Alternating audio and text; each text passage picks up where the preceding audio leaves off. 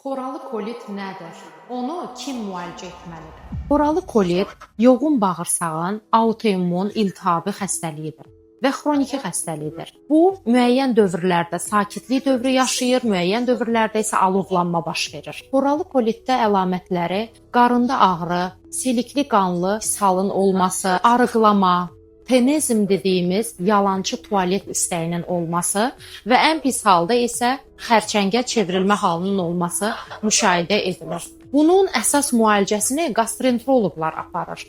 Amma müalicəyə tabe olmayan hallarda və ya bağırsaq deşilən halda, nəzarətsiz qanaxma olan halda, bir də xərçəng yaranarsa, o zaman cərrahi müalicə tələb olunur. Yəni müalicəyə cərrah qoşulur. Müalicələr zamanı xoralı kolit heç vaxt 100% sağalmır. Yəni sakitləşmə, bir də alovlanma dövrləri yaşayırlar. Amma cərrahi olaraq bütöv yoğun bağırsaq çıxarılıb, nazik bağırsaqla anal dəlik arasında anastomoz qoyulanda isə xoralı kolitdən birbaşa tamamilə müalicə olunmuş olursunuz.